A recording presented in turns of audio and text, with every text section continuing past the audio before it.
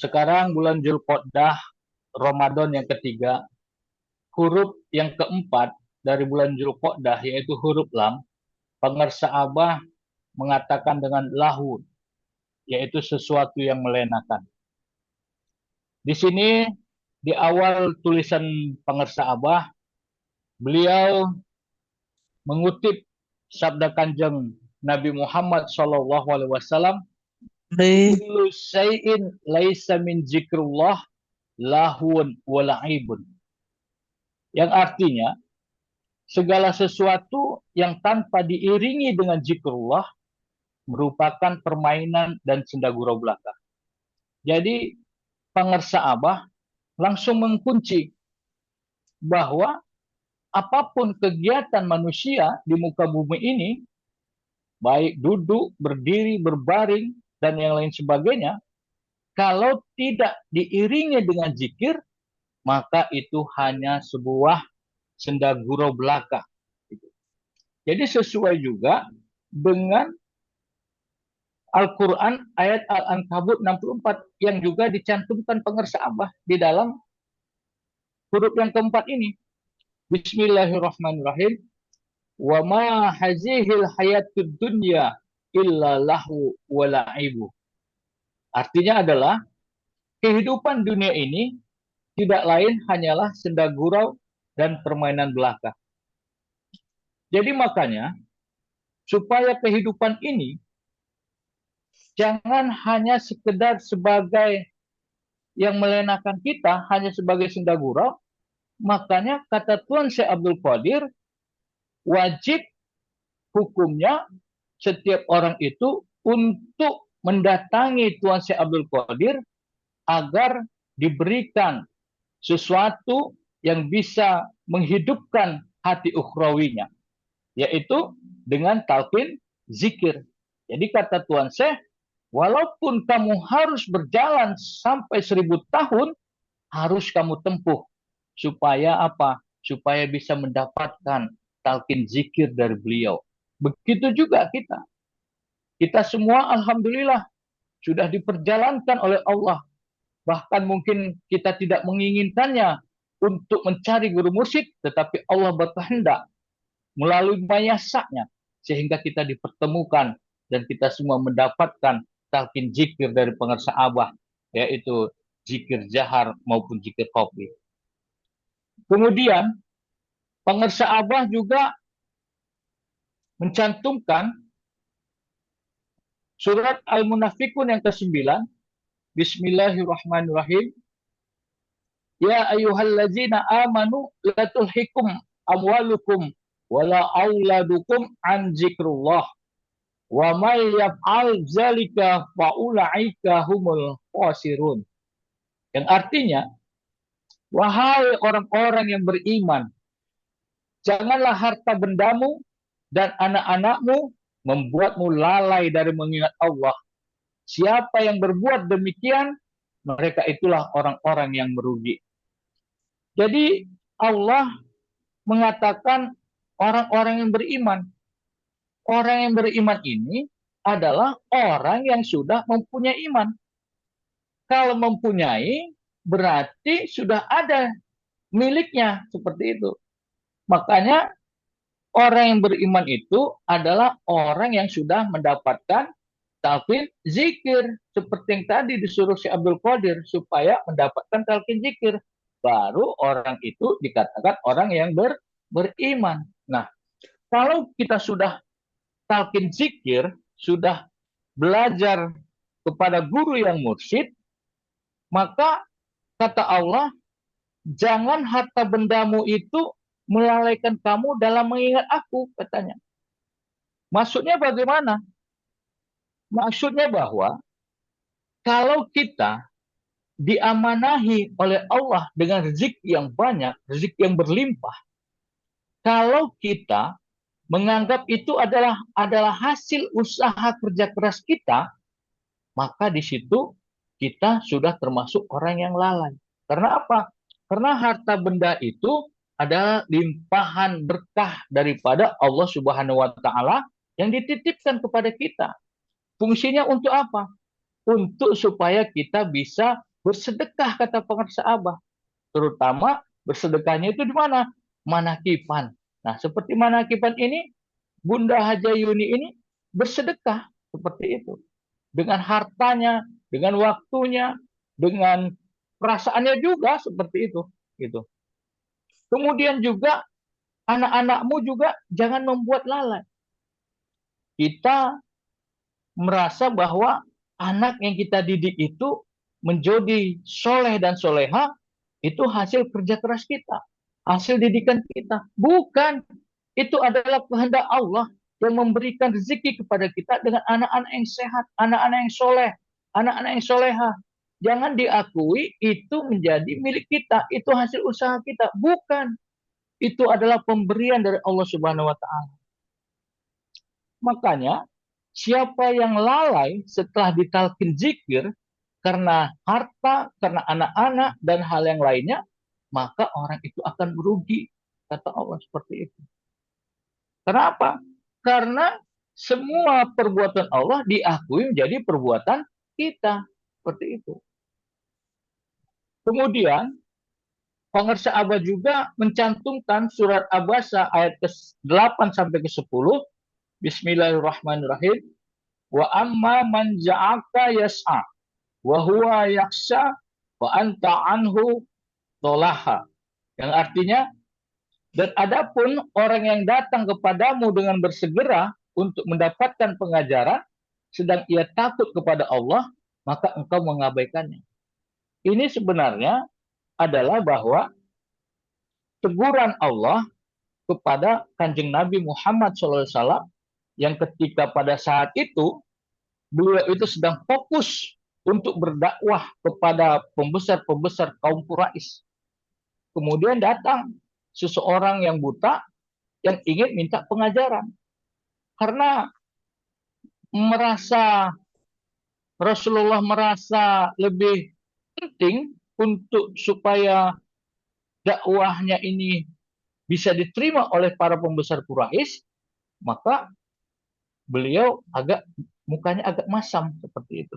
Jadi Allah memperingatkan. Nah, itu. Jadi ini juga menjadi pelajaran bagi kita, khususnya bagi para wakil talqin, kalau ada orang yang minta haknya untuk mendapatkan talqin zikir, maka kita tidak boleh untuk menunda-menundanya seperti itu. Karena apa?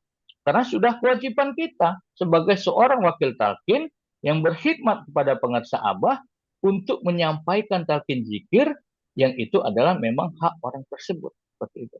Makanya wakil talqin ini mempertanggungjawabkan pekerjaannya itu adalah kepada guru mursyid, tidak kepada yang lain seperti itu. Nah, itu. Jadi memang seharusnya tidak boleh untuk menunda-menunda, apalagi besok ya gitu. Karena saya dulu waktu sebelum jadi wakil talqin juga ada beberapa wakil talqin yang saya telepon, waduh, saya lagi nggak bisa, saya lagi begini, cipolan aja ya, gitu. Ada, masih ada seperti itu. Maka ayat ini untuk memperingatkan kita, bukan hanya wakil talqin, para ikhwan juga, ketika ada seseorang yang ingin belajar zikir, maka harus cepat-cepat dilaksanakan, dicari siapa yang bisa untuk mentalkinkan seperti itu. Supaya apa? Supaya hak dan ini dia terpenuhi, karena memang itu sudah tercatat di buku pengarsa Abah Awas. Nama-nama murid itu sudah tercatat sampai nanti akhir zaman seperti itu. Kemudian pengarsa Abah juga mengutip surat An-Nur yang ke-37, Bismillahirrahmanirrahim. Rijalul latulhihim tijaratu wala bai'un an zikrullah wa iqimus sholati wa itaz zakati yakhafuna yauman tataqallabu fihil quluba wal absar. Orang-orang yang tidak dilalaikan oleh perniagaan dan jual beli dari mengingat Allah, melaksanakan sholat dan menunaikan zakat. Mereka takut kepada hari ketika hati dan penglihatan menjadi guncang, yaitu pada hari kiamat. Jadi rijalul itu bukan seorang laki-laki saja. tetapi juga seorang perempuan seperti Bunda Yuni yang sudah mendapatkan talqin zikir, itu adalah rijalullah, laki-lakinya Allah yang apa? Yang terus menegakkan kalimat la ilaha illallah di muka bumi ini. Karena makanya kenapa kita disebutkan pengersa Abah Manakib ini pengajian anti gempa, karena kita tidak akan ketemu dengan malaikat pencabut nyawa seperti itu. Karena apa? Karena kita langsung disampaikan oleh pengersa Abah untuk sampai kepada Allah Subhanahu wa taala. Jadi sudah tidak dikarantina. Jadi sudah tidak mengalami sakaratul maut. Sudah tidak. Gitu. Karena apa? Karena memang itulah kita sudah biasa setiap hari pulang, setiap hari diantarkan oleh pengersa Abah dengan zikir kita itu sampai kepada Allah Subhanahu wa taala. Jadi bukan berarti kita ini tidak boleh berdagang, tidak boleh melakukan jual beli. Boleh, silahkan berdagang, silahkan usaha yang lain. Tapi ketika kita dalam usaha kita itu, jangan lupa zikir hobinya seperti itu. Makanya pernah Tuan Syekh Abdul Qadir Al-Jalani Qaddasallahu Surah ditanya oleh muridnya, wahai Tuan Syekh, kamu begitu sibuknya dengan urusan dunia, tapi kenapa kamu masih tetap bisa juga dalam mengingat Allah seperti itu? Apa jawaban Tuan Syekh Abdul Qadir? Walaupun saya bergaul dengan sesama manusia, tetapi hatiku tidak pernah sedetik pun lupa kepada Allah Subhanahu wa taala. Jadi inilah makanya kalau kita tidak ketemu dengan guru yang mursyid yang menanamkan zikir di kalbu kita, maka kita tidak bisa berbuat seperti itu. Jadi walaupun kita di mana saja, kita tetap bisa untuk mengingat Allah. Sehingga apapun kegiatan kita tidak menjadi sia-sia, tidak menjadi candaan belaka, tidak seperti itu.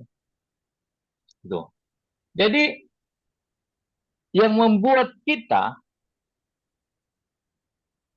ibadah kita itu menjadi permainan dan sendagurau karena kita apa? Lalai, goflah seperti itu. Hati kita itu lalai. Nah, kalau hati kita itu lalai, maka kita itu menganggap bahwa diri kita itu nanti bisa lebih hebat daripada orang lain. Seperti itu. Diri kita itu merasa bahwa timbul sifat-sifat iri kepada orang lain. Seperti itu. Dan hal-hal sifat-sifat penyakit-penyakit hati.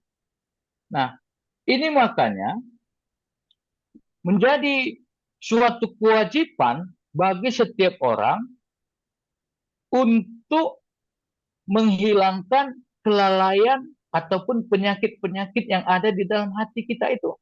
Gitu.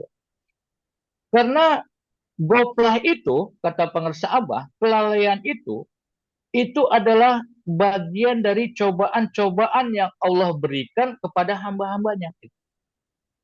Jadi orang-orang yang sudah ditalkin, ujiannya ini sebenarnya semakin berat.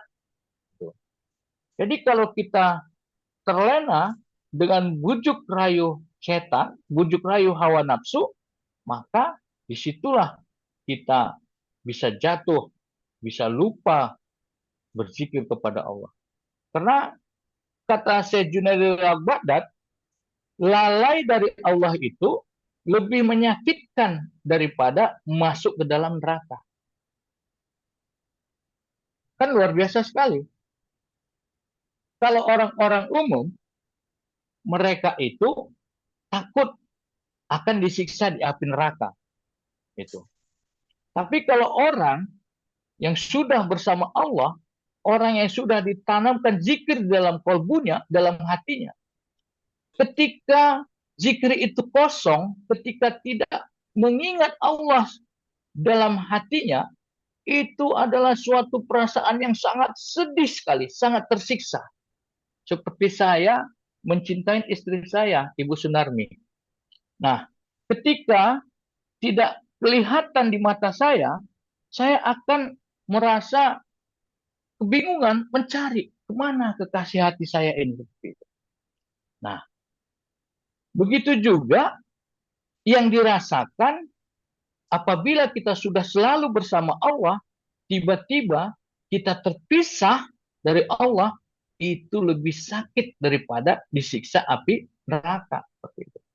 Jadi kalau neraka itu hanya menyiksa fisik, jasad. Tetapi kalau goflah, lupa kepada Allah, itu menyiksa ruh kita. Seperti itu. Jadi ruh kita itu tersiksa. Kemudian kata Syekh Ahmad bin Abil Hawari, bahwa beliau berkata, tidaklah Allah menguji seorang hamba dengan satu ujian yang lebih berat daripada penyakit goflah yang diiringi dengan kekerasan hati. Nah, ternyata lupa kepada Allah itu adalah ujian yang paling berat sekali bagi orang-orang yang sudah biasa mengingat Allah. Gitu. Kalau nanti sudah lupa kepada Allah, lupa zikir, kopinya tidak jalan, maka hatinya akan menjadi keras kembali. Kalau hati kita keras, dikritik orang, kita akan tersinggung, kita marah seperti itu. Kalau hati kita keras, jadi tidak ada yang bisa menasihati kita seperti itu. Karena sudah terpantul dengan sendirinya dengan kekerasan hati itu. Jadi yang kita anggap itu hanya diri kita saja yang baik. Seperti itu. Nah, itulah makanya lebih berbahaya lupa kepada Allah daripada masuk ke dalam neraka itu. Jadi makanya kita benar-benar harus bersungguh-sungguh bagaimana supaya kita ini bisa mengamalkan dan melaksanakan thariqah yang kita sudah berbaiat, kita berjanji untuk selalu setia dalam mengamalkannya. Seperti itu. Jadi makanya bagaimana supaya kita tidak dilalaikan dalam perniagaan, dalam hal yang lainnya, tidak lain adalah kita harus memperbanyak zikir zahar kita di atas rata-rata, sehingga dengan begitu maka zikir hobi kita juga akan semakin terasa di diri kita seperti itu. Jadi semoga kita semua oleh pengersa Abah selalu diberkahi segalanya, semuanya, selamanya. Wabillahi taufiq wal hidayah. Wassalamualaikum warahmatullahi wabarakatuh.